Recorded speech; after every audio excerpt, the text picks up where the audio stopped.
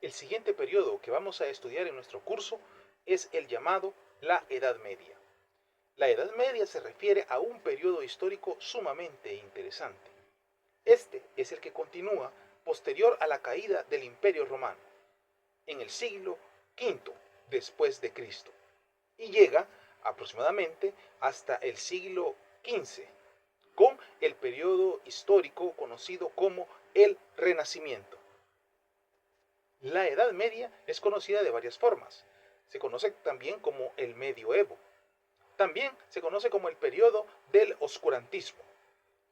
Eh, Estos nombres hacen alusión a que después de la caída del Imperio Romano eh, sucedió algo bien interesante en la Europa de este periodo. Toda la cultura y todo el conocimiento que se había generado en el periodo de Grecia, en el periodo de Roma, pareciera que todo quedó escondido. El Imperio Romano, con toda la gran extensión que tenía, cayó. La ciudad fue saqueada y destruida por los denominados pueblos bárbaros. Y todo el conocimiento que estaba en las bibliotecas también, mucho de este fue quemado. Los antiguos libros y los papiros antiguos fueron destruidos. Ya habían sucedido algunos acontecimientos importantes que vamos a comentar. Recordemos que en el siglo I ya se había dado el nacimiento de Jesucristo y el cristianismo se había convertido en la religión oficial de todo el imperio por mandato del emperador Constantino. Las primeras comunidades cristianas fueron perseguidas, pero después el cristianismo, ya convertido en catolicismo, se convirtió en la religión oficial que se extendió por todo el imperio romano. Sin embargo, como ya dijimos, este cayó en el siglo V después de Cristo.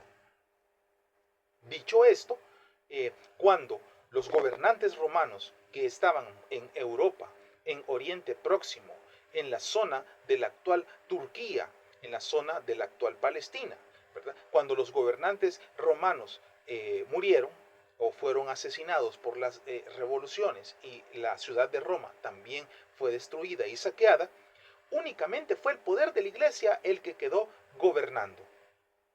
Y las antiguas ciudades, muchas de ellas, como eran fundadas por los romanos, también fueron destruidas.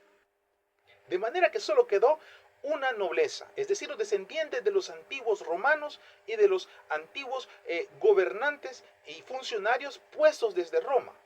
Quedaron en sus fortalezas. Y por supuesto que la iglesia católica quedó como el principal poder de todos aquellos vastos territorios que los romanos habían llamado como su imperio.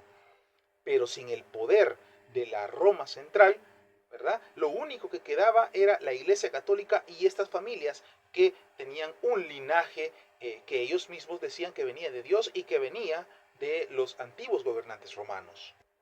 Se desarrolló así otro poder ascendente, los musulmanes, es decir, el imperio otomano, que no eran cristianos, sino que profesaban la religión del Islam y que habían cobrado mucha fuerza y que luego de la caída del imperio romano, pues ellos estaban en plena expansión.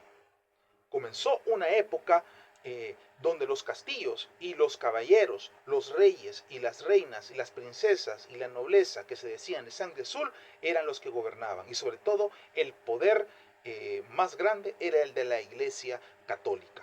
Se desarrolló también una economía que se llamó el feudalismo. Ya vamos a ver de qué se tratan estas cosas.